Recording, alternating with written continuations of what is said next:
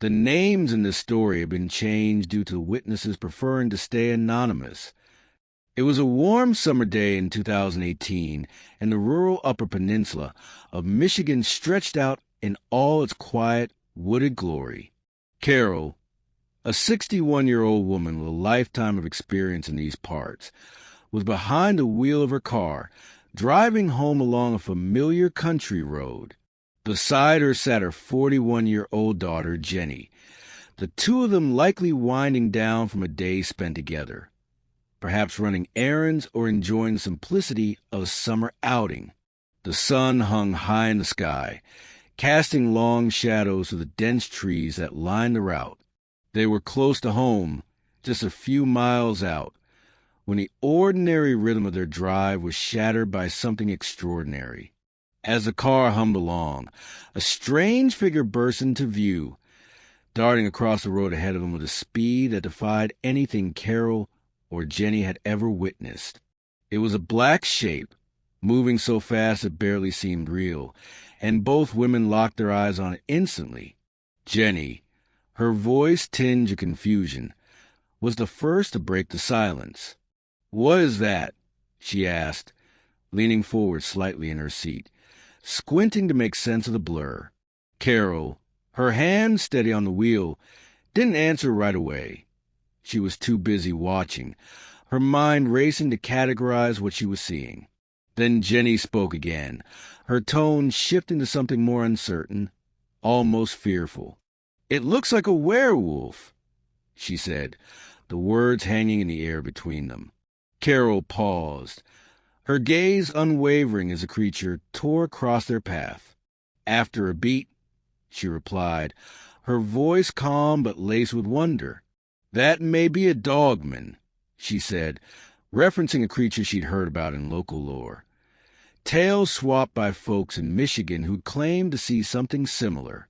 Neither of them laughed or dismissed the idea. Instead, they watched transfixed as the being moved with otherworldly grace.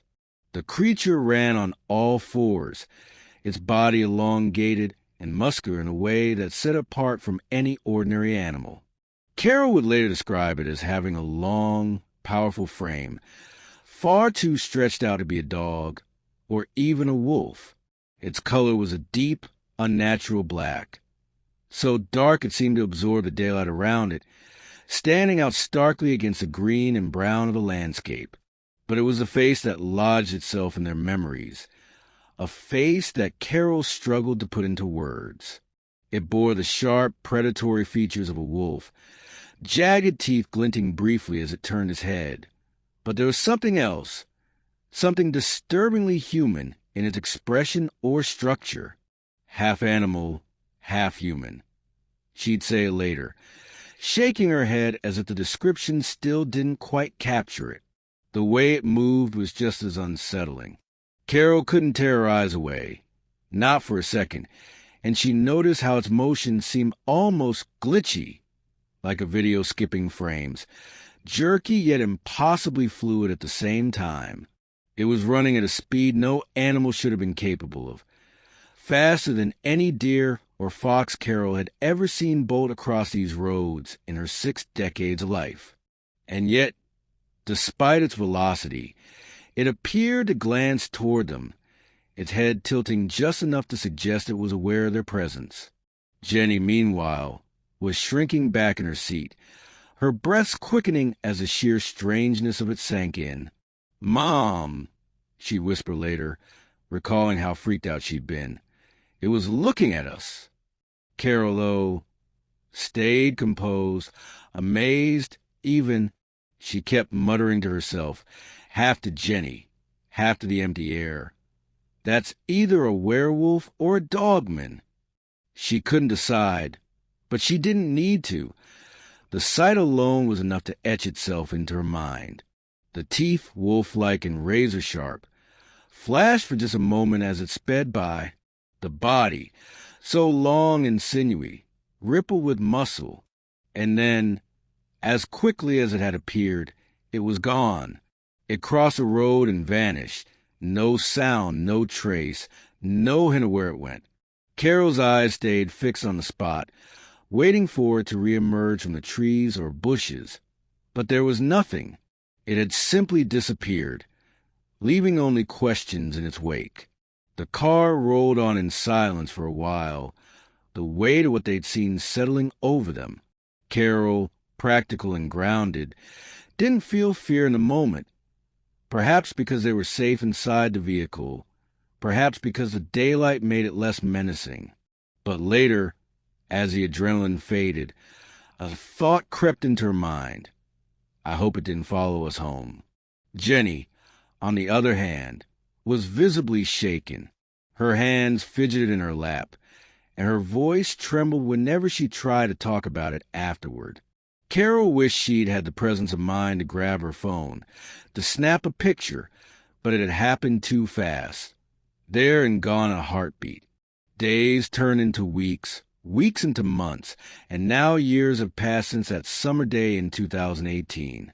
Carol, at 61, still drives that same stretch of road almost daily, her eyes occasionally drifting to the spot where the creature crossed. She often brings it up with Jenny when they're together, asking, "Do you still believe what we saw?" Jenny, now 41, rarely answers. She doesn't like to talk about it, not even in private, because the memory still rattles her. There's no one to confirm it for them. No experts say, "Yes, that's exactly what you saw."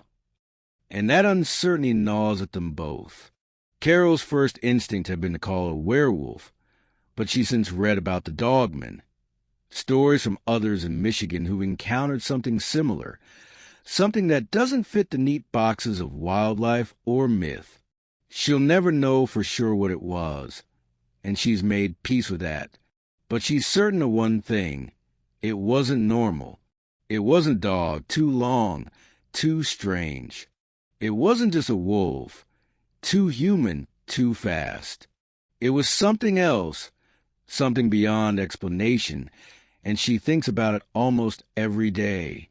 The way it ran, the way it vanished, the way it seemed to see them. It's all burned into her memory. Jenny, for her part, remains spooked.